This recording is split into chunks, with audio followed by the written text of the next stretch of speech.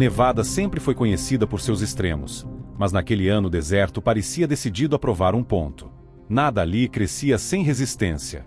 Cada planta murchava como se o solo estivesse expulsando qualquer tentativa de cultivo, e a paciência humana se desgastava na mesma velocidade em que a terra se tornava poeira. Por décadas, agricultores testaram métodos, ferramentas e tecnologias que funcionavam em praticamente qualquer outro lugar. Aqui, tudo desmoronava. Foi nesse cenário, quando a esperança se resumia a relatórios negativos e campos abandonados, que uma proposta inesperada surgiu, tão improvável que virou piada antes mesmo de ser levada a sério. A ideia: soltar milhões de abelhas no deserto. Sem colmeias, sem caixas de madeira, sem o ritual conhecido da apicultura tradicional. Apenas pequenos insetos especializados, adaptados ao que parecia impossível: escavar solos alcalinos e ativar flores que nenhuma abelha comum ousava tocar. Era tão estranho que o setor agrícola inteiro considerou uma fantasia sem sentido. Mas poucas semanas depois, algo mudou, e mudou rápido. A terra estéril começou a responder. O que antes parecia um campo condenado ganhou nuances de vida tão rápidas que até os mais céticos tiveram de recuar. E essa transformação não aconteceu por milagre. Ela foi construída, detalhe por detalhe. Este é o trabalho de pesquisa que revelou como uma espécie quase esquecida reescreveu o futuro de Nevada. Antes da chegada dos caminhões carregados de insetos, o estado era um enigma. O sol cozinhava a superfície até transformá-la numa placa rígida. Minerais antigos criavam uma camada fina e resistente, como se o próprio solo estivesse blindado contra qualquer tentativa de cultivo. A cada safra, os rendimentos diminuíam de forma silenciosa, como uma contagem regressiva que ninguém sabia como interromper. Nevada parecia ter perdido o acordo tácito que sustentou décadas de produção agrícola. Ainda assim, no meio de toda essa hostilidade, uma planta teimava em sobreviver: a alfafa. Um verde discreto, flores de tom violeta quase tímidas, mas raízes profundas o suficiente para alcançar a água que outras espécies jamais tocavam.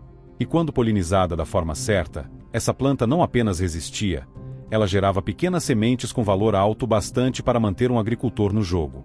Sementes que retinham umidade no solo e desaceleravam o avanço da aridez, como se oferecessem ao deserto um novo ritmo de respiração. Mas havia um problema. As flores da alfafa não funcionam como outras. Cada uma guarda um mecanismo interno semelhante a uma minúscula armadilha de pressão. Só abre com a força perfeita, no ângulo exato. Abelhas comuns evitam o impacto. As menores não têm força suficiente.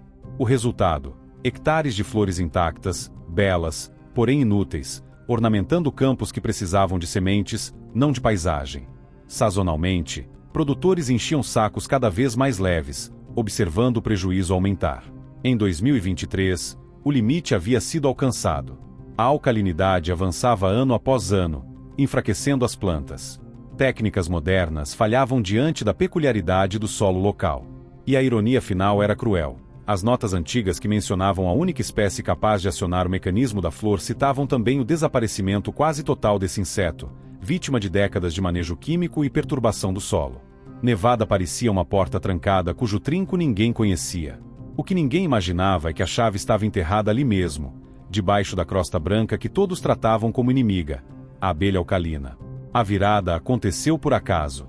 Durante uma revisão de arquivos abandonados numa sala universitária esquecida, a pesquisadora Clara Martinez encontrou um relatório amarelado, escrito nos anos 1970. Entre linhas vagas e desenhos pouco claros, havia a descrição de uma abelha que muitos nem sabiam que existira. Ela não produzia mel. Não construía colmeias de madeira. Não formava grandes colônias. Viviam no subsolo, abrindo túneis no mesmo solo salgado que destruía plantações humanas. E então veio o detalhe que fez Clara parar de respirar por alguns segundos. Peso, tamanho e forma de pouso dessa espécie coincidiam exatamente com aquilo que ativava a flor da alfafa. Era como se as duas espécies tivessem sido moldadas uma para a outra. O desaparecimento da abelha não era resultado de um colapso natural, mas do próprio manejo agrícola que, décadas antes, havia transformado seu habitat num ambiente hostil. Se essa abelha realmente existiu ali, se um dia prosperou naquele exato solo, talvez a resposta para a crise nunca tivesse saído do lugar. Ela estava apenas soterrada, esquecida. Mas recuperar a espécie exigiria algo ainda mais ousado: reconstruir as condições originais que permitiam sua sobrevivência. O plano que surgiu a partir disso desafiava tudo que agricultores acreditavam ser correto. Para trazer a abelha de volta, Não era preciso reduzir o sal do solo, era preciso aumentá-lo. Criar faixas de terra com a mesma concentração salina que os insetos utilizavam como lar no passado. Ajustar a compactação para que túneis não colapsassem.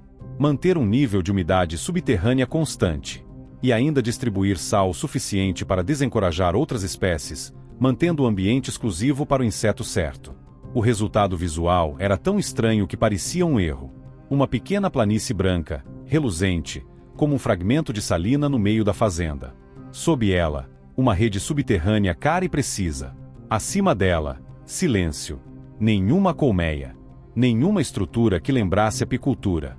Apenas um pedaço de terra pronto para receber um animal que ninguém vivo havia visto em abundância. Especialistas zombaram. Produtores chamaram de desperdício. A imprensa local tratou como espetáculo exótico. Mas para quem conhecia a biologia da alfafa, fazia total sentido. Antes de restaurar o papel de uma espécie, era preciso restaurar o palco onde ela atuava. Meses depois, o leito salino estava concluído. Brilhava sob o sol de Nevada como uma superfície artificial, quase provocativa. Só faltava o elemento final, as abelhas. Quando os caminhões especializados avançaram pelo terreno naquela manhã, mais gente apareceu do que qualquer pesquisador esperava, muitos curiosos apenas para testemunhar o fracasso anunciado. E então o momento decisivo chegou. Milhões de abelhas alcalinas foram liberadas sobre o solo branco como se alguém tivesse derramado movimento puro em cima de um deserto imóvel. Sem caixas, sem colmeias, sem proteção humana. Apenas terra salgada, calor intenso e a esperança silenciosa de que aquelas criaturas reconheceriam o lar que seus ancestrais perderam. Quando as primeiras imagens da liberação das abelhas chegaram às redes, tudo explodiu de uma vez. Vídeos mostravam caixas sendo inclinadas, e uma chuva de pequenos pontos negros caindo no solo branco como se alguém estivesse despejando poeira viva sobre o deserto. A reação foi instantânea. Zombarias, piadas, memes. Especialistas apareceram em programas de TV garantindo que os insetos não durariam mais do que alguns dias. Manchetes inflamadas classificaram o experimento como um retrocesso vergonhoso. Para quem assistia de longe, Nevada parecia ter perdido o rumo. Mas enquanto a internet debochava, um grupo permaneceu em silêncio. Eram os poucos que realmente entendiam a alfafa, gente que sabia que qualquer julgamento antes da hora era apenas barulho. Porque o verdadeiro resultado, fracasso ou revolução, não estava na superfície. Estava enterrado. Invisível. Dependia de túneis que talvez já estivessem se formando, ou nunca se formariam. Nevada não tinha mais controle. Só. Restava esperar para descobrir se tudo aquilo seria lembrado como o grande fiasco do deserto ou a resposta que ninguém teve coragem de acreditar no início. Nos primeiros dias, a superfície do campo salino permaneceu exatamente igual, branca, quieta, absoluta. Nada lembrava que milhões de abelhas tinham sido soltas ali. Mas no subsolo, uma história completamente diferente começava a tomar forma. Naquele corredor escuro e levemente úmido, as abelhas alcalinas iniciavam um comportamento que haviam aperfeiçoado ao longo de milhares de anos. Elas cavavam. Não era escavação aleatória.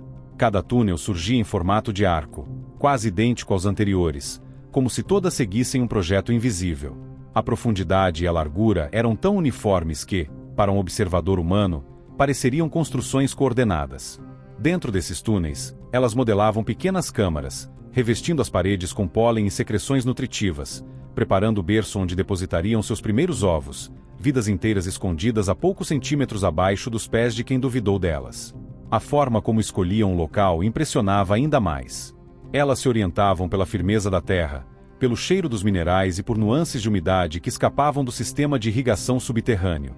Encontravam, com precisão quase instintiva, as áreas perfeitas. E a crosta salgada que tantos apontaram como obstáculo se tornou aliada. Funcionava como uma tampa natural, protegendo os túneis, afastando espécies invasoras e segurando a umidade necessária para o desenvolvimento das larvas. Dia após dia, mais câmaras surgiam. Uma cidade minúscula, silenciosa, mas extraordinariamente organizada, expandia-se ali embaixo. Do lado de fora, agricultores observavam sem ousar comemorar. Era cedo demais. Mas algo, mesmo sem provas visíveis, começava a mudar no ar. Poucas semanas depois, os sinais finalmente escaparam para a superfície, não no solo salgado, mas nos vastos campos roxos que se estendiam ao longe. A movimentação sobre as flores parecia incomum. Havia muito mais abelhas do que qualquer um lembrava ter visto em anos anteriores, como se um portal invisível tivesse sido aberto. E só quando se aproximaram das flores perceberam o que realmente estava acontecendo. As abelhas alcalinas não estavam apenas visitando a alfafa. Elas acionavam o mecanismo da flor com precisão quase impossível. O toque exato, o peso exato, o impacto perfeito que poucas espécies conseguiam suportar. Enquanto outras abelhas recuavam diante do estalo da flor, elas aceitavam o golpe e seguiam trabalhando, incansáveis. De longe, o campo parecia pulsar. Ondas de insetos atravessando o roxo intenso, transformando o ar em movimento constante. E então, o que Nevada esperava há anos aconteceu. As flores começaram a inchar, formando pequenas cápsulas, futuras sementes. Cada uma delas representava renda, alimento, estabilidade. Representava futuro. Pesquisadores, acostumados a dados frios e previsões pessimistas, ficaram sem palavras. A taxa de polinização superou qualquer espécie usada anteriormente. A área de voo das abelhas era maior do que apontavam os estudos antigos. A eficiência beirava o inacreditável. À medida que o verão avançava, chegou o momento decisivo, a colheita de sementes. Era um período que geralmente vinha acompanhado de receio, o medo do saco leve, do rendimento baixo. Mas naquele ano, o clima emocional era diferente. Havia um silêncio tenso, quase reverente. Quando os primeiros sacos foram levantados, o impacto foi imediato. Os sussurros percorreram a linha de colheitadeiras. As sementes estavam densas, abundantes. Ao contabilizar os números, ninguém encontrou referência histórica para aquilo. Em diversas áreas, a produção triplicou. Em outras, quadruplicou. Algumas atingiram índices que especialistas consideravam inalcançáveis para as condições duras de Nevada. O estado que por tanto tempo simbolizou limites se tornou palco de uma reviravolta extraordinária. A recuperação não veio por meio de tecnologia futurista ou máquinas sofisticadas, mas das habilidades de um inseto esquecido, uma engrenagem natural que, uma vez recolocada no lugar, transformou tudo ao redor.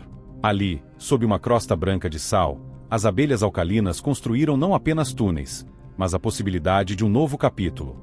E com o trabalho incansável de milhões de asas minúsculas, Nevada, finalmente, aprendeu a florescer de novo.